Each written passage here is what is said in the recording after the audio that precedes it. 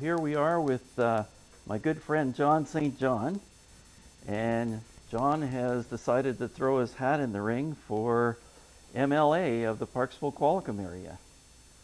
So John, tell us a little bit about why you decided to go on this journey. Okay, initially, COVID was the one that sort of pushed me forward because like many small businesses, I'm about to lose mine. And I was absolutely appalled of the government's handling of this so-called pandemic.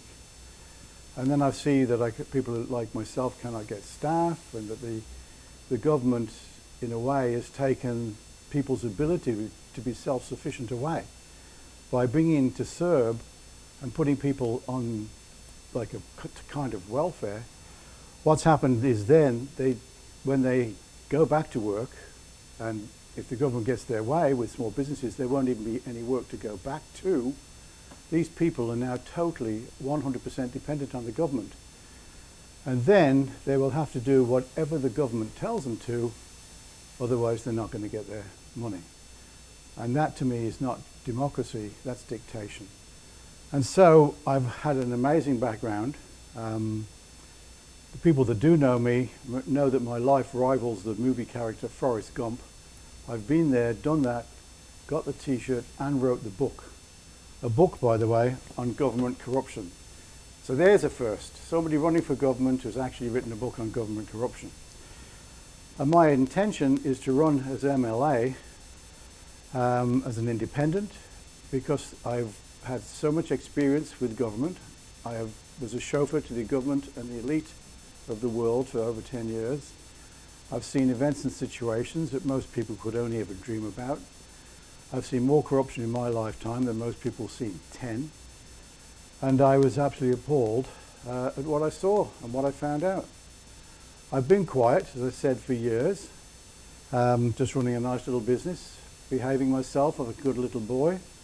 But now they've destroyed my business, it's time for me to come out of the shadows and start standing up for the people and the public, which they betray on a daily basis.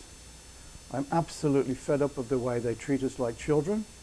They talk to us like we're just little slaves. They show us little graphs and say, there's another case here, another case there.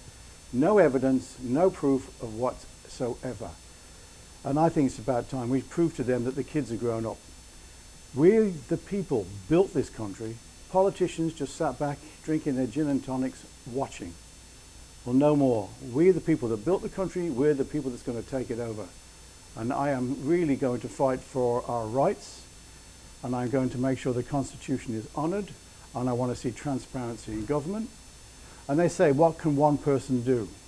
Well, believe it or not, one person can do a lot.